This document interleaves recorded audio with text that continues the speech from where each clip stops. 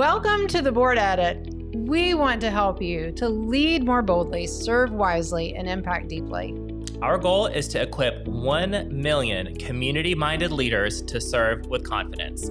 I'm your host, Craig. And I'm your host, Dawn. Let's dive in.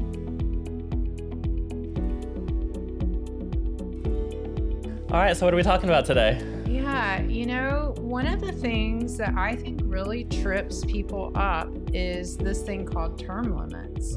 Like, how long am I going to serve? Yeah. And funny enough, when you serve on boards that has no term limit, you don't know how it's going to end. Yeah, it could feel like a divorce from the organization or a really bad breakup or something. Yeah, well, and that's funny that you say it like that, because I've said it's not like we have to have a breakup, right? Which is, I think, a term limit, and it's in every bylaws. Like when you read like how to write bylaws for a board, it's a requirement.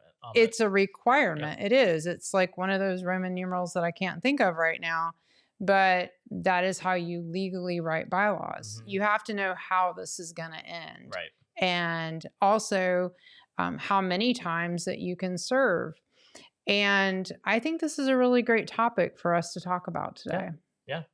So we touched a little bit about, the requirement in the bylaws, but what's really the purpose of a term limit? Like, why is it important in your perspective?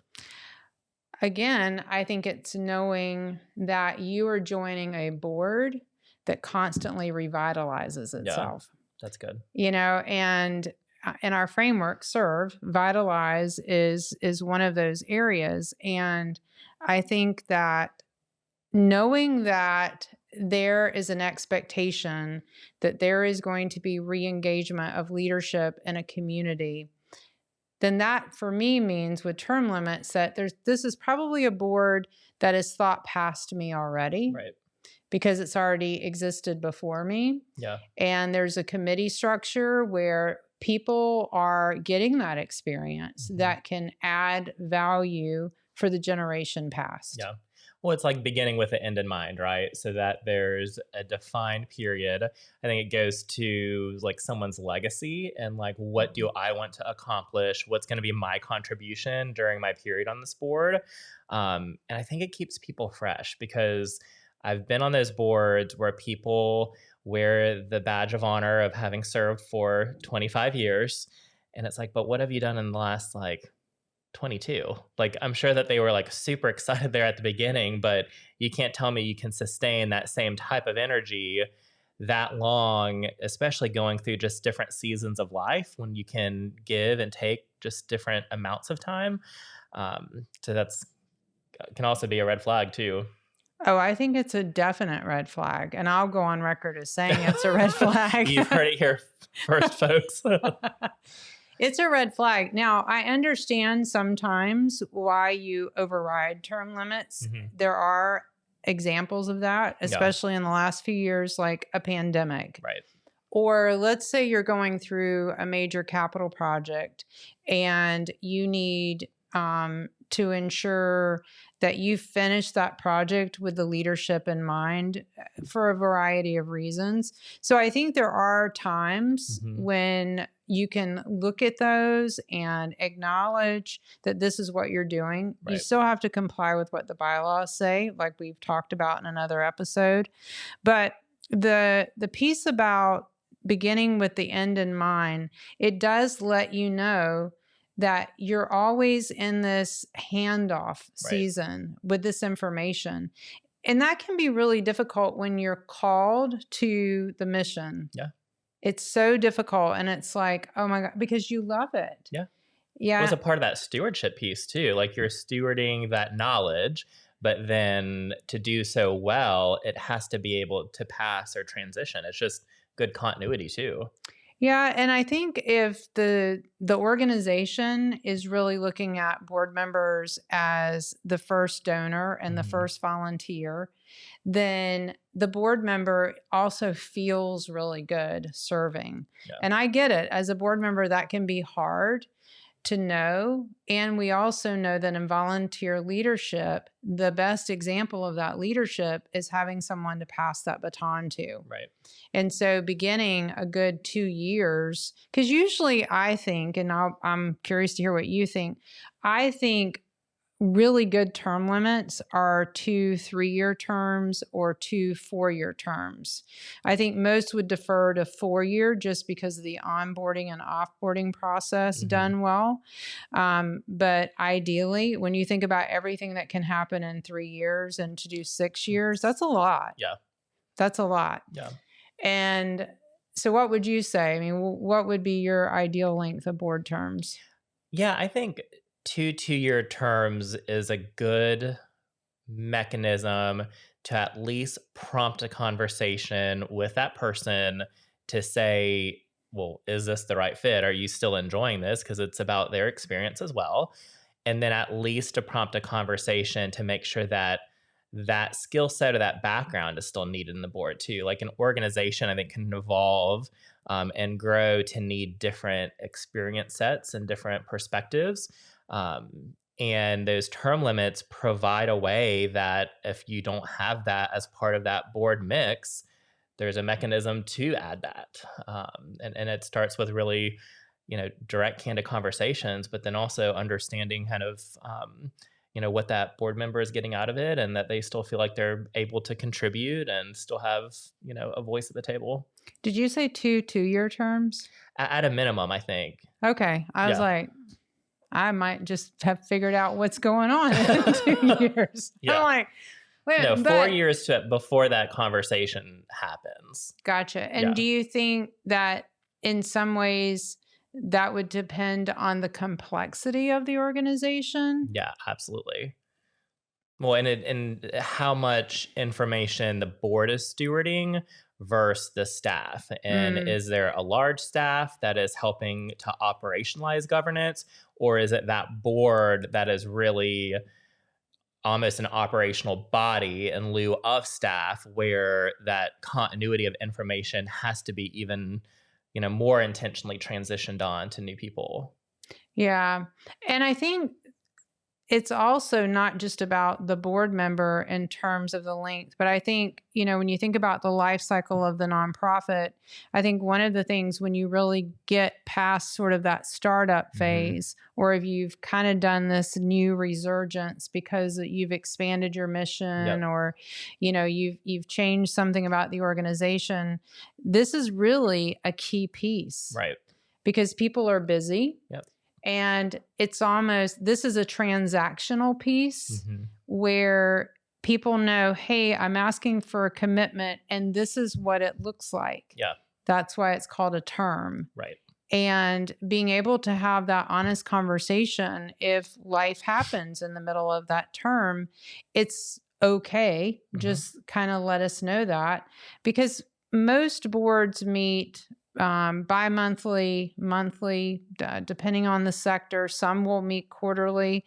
Well, when you think about it over sort of the life cycle of the term, how many meetings am I committing to? Yep.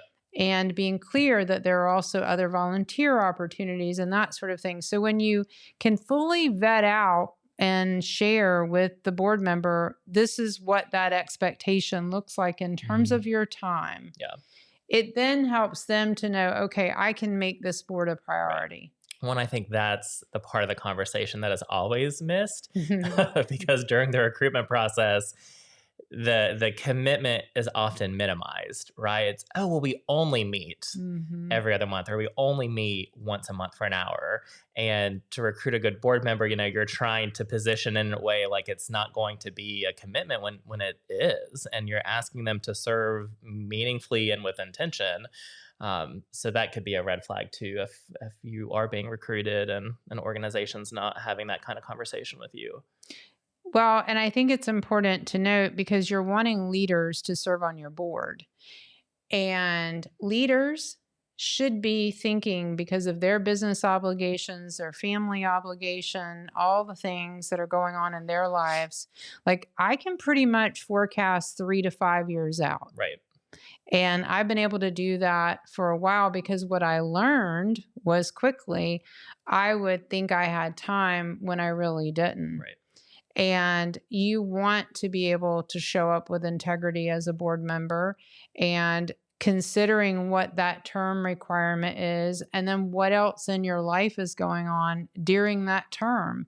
Mhm. And that's why I think it's not a quick yes Yeah. to a board Yeah. at all. It shouldn't be, at least. No, Yeah. it should not be in a weak moment at a cocktail party where someone thinks you would make a great member and you said yes and now you're on a board. Yeah. That Yeah. should not happen. That's It right. does It happen. does, more Yes. frequently than not. No, I had a prospect nominated to our board recently and met with a candidate. We had coffee, great conversation. But they were new to starting a franchise. Like their company had moved down here and they were getting it stood up. And then there was this licensing component that the person came back after this really great meeting. We sent her the packet of information and she was like, I don't think I can commit because of the time piece of what personally I need to do with my business. And I was like, oh my gosh, thank you. If only every prospect thought that way, because I want you to be able to say yes with confidence and to feel successful in that decision. And I want to know that you're committing to giving time and to making this an intentional decision. And it was such a honest conversation, even though it wasn't the outcome that we wanted, but because of the thought process that the candidate had put behind it. Yeah, and that's actually a board member you would want Right, exactly. because they had really thought about it. And I think the threat sometimes is I think that people feel, or I think some of it is personality Mhm. style. We know there are some personalities that don't like a cycle of renewal. They like things to remain exactly Yep, the same way. And there's always a place for that. What I would add is it doesn't add long term to the health of a board. correct. And part of, why we're even doing this is so that we can help others know what the expectations are to show up and serve for a healthy organization And a healthy board. and a healthy board. Yeah. Because if those things do not coexist, Mhm. you will see it falter. Or when one is prioritized over the other, like they're two twin engine planes, they have to be working together too, because if you don't have a good board culture, you're not going to drive the organization's success and vice versa, or you're not allowing the governance piece to really do the governance piece. It's a crutch or it's in name only, and you're not engaging them to their fullest potential.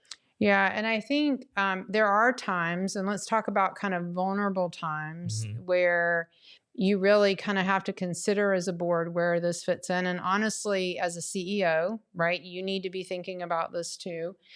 Is when there is a CEO transition, because one of the biggest decisions that a board will make Yep. is who will be the face of that organization Yep. in the CEO or executive director role. And you always have to be surrounding yourself as board members with people who understand what that means. Yep. You're hiring someone who will sign the front of the checks for the organization. They're the ones whose name is on the front of the tax Be documents, on the TV on the coverage. TV, Yep. in front of donors, all the things, may not have lived in your community as long as you have. And so when you think about like having to make a decision like that, your board needs to be aligned. Yeah. And your board also has to have renewal in ways of not just thinking about how it's been done, but what are potentially some new ideas. Right. And that only comes from a revitalized board That's right. through new membership. That's right. Well, and a lot of those members are not doing that type of work in their professions. So it's already going to seem new and potentially intimidating too. So unless you have that renewal, you could really, really miss out on potentially a great new CEO candidate. Yeah. And I think that would be one thing that I would be looking at if I Mhm. were taking that job as a Right. CEO is what is the board done for its own policies of Mhm. renewal. And I think it's really, again, I think it's really hard when you're so married to the mission, Right. but your responsibility as a board member is dual purpose, as you have talked about.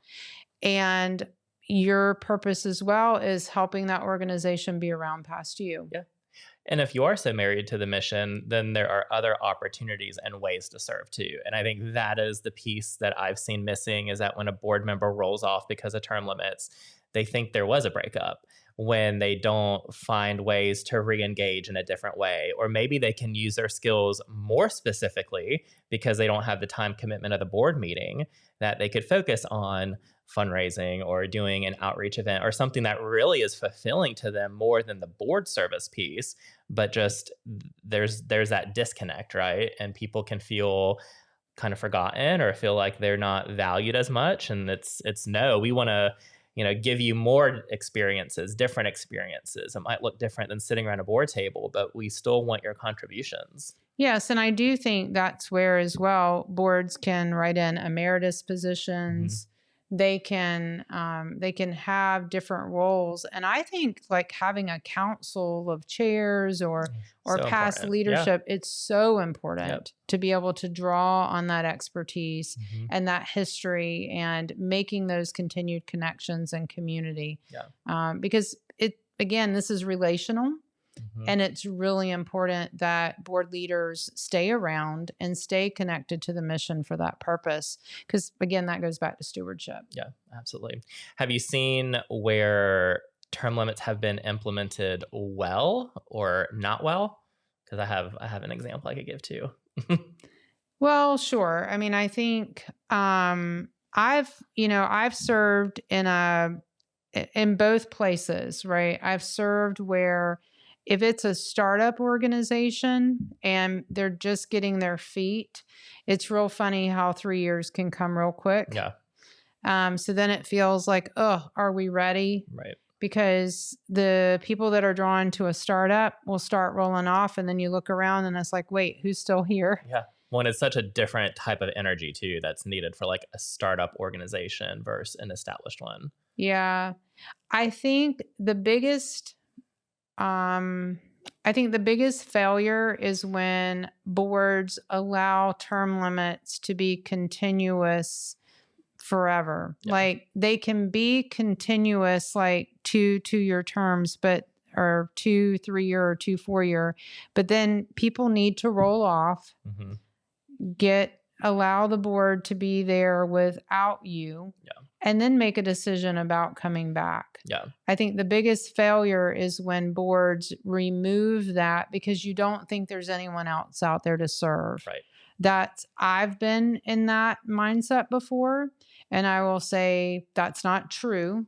It just means that no one has been paying attention to it enough to Right. know who's coming next. Right. Right. Yeah, that's definitely a situation that I inherited once where a member just was on auto renew, it seemed, as like a Netflix subscription that you didn't realize that you were paying for. And this person, it got to a point where their demeanor and approach at these meetings was so negative, it was causing other people to leave even before their term ended. So that person's term was coming up, and following the bylaws, I mean, we had to use it as a mechanism to thank them for their service and release them. And they didn't want to go, man. I mean, it was very contentious.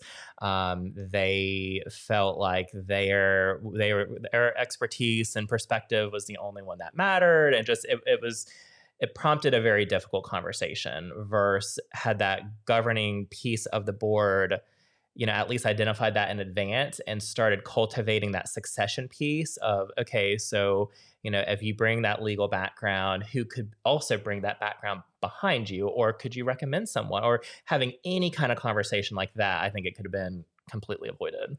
Yeah, and I do think this is where expanded agendas help, Yeah. where at least once or twice a year, you're helping members see their terms. Yes. Like it feels too pressure prompted to have these conversations when the person should be rolling off next month. Yep. Like there is kind of a grieving process. I mean, if they've served on the board for their 2 full terms, Hmm. then it's a grieving process and Yep. you have to honor that. You want to again, steward that volunteer, steward that donor. But I think if you kind of lay it out in front of them visually, Yeah. so it's not like, hey, your term's ending. It's like they It's not can like a see. gotcha. It's not a surprise. Yeah. No, it's not a surprise. And they can also see it's sort of like your class of board member, right? So the 25, 26 board members that will be rolling off are. Yeah. And then how do we want to celebrate your service? And where else can you be a blessing to the organization that you've served for so long? Yeah. But I think it's keeping it in front of you visually, because I'll hear stuff and I might not retain it. But if you've got it in front of me and I'm hearing it, it's going to be retained a little differently. When our board platform Onboard tracks that for us. So it's a part of the membership directory. It's very accessible and people can track. It also creates a visual of where we have overlaps and potential gaps. So we know that if there is a cohort that is going to roll off and we're going to miss out on a lot of knowledge continuity, like we need to start putting in place things that can help transition that. But I think something you said was critically missed, and more times than not, is that celebration and recognition of the member, because it typically is next month you're rolling off, bye, and it's never thank you. How can we evolve this? And I've seen some of our biggest donors drop because they're no longer on the board, and the expectation is different. So they don't feel they need to contribute in the same way, both financially or time. And it's just such a missed opportunity. I mean, these people have been vetted supporters, and just those are those right people that you need to be able to retain in some way or another. Yeah. And I will say, I'm in honestly, because we've started this company. And I needed to go ahead and end a term on a board because I realized that I only have so much time. Right. And I feel like I've served well. I think I've served in my position well. And it's time to now move forward a year quicker than I might have otherwise. Yep. And as long as you sit and have that conversation respectfully, with the CEO, with the board chair, and it's not a breakup. We've used that term in this podcast. It's not like we're going out in flames. It's not like it's you're starting a competing your competitor. No, right. And it's just like, hey, my season is ending on this board. I will serve out my time and to let people know, because your behaviors and how you go out on a board signal other community members and also other board members. And doing that in a respectful way is just always really important, I think. Yeah, it absolutely drives the culture piece of the board because everyone else is watching. Always watching. Yeah. Always watching. I think there's a song. Someone's watching you. Yeah. I always feel like someone's watching me. Yeah.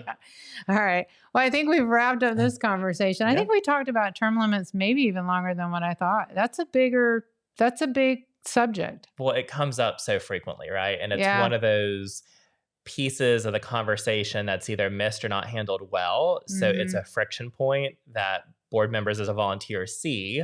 So then they experience how it's either not handled well or just kind of glossed over by not implementing a term limit. And it can create a stale organization really quickly. Yeah. We don't want to be stale. No. Don't want to be stale. Anyway, so thank you for listening.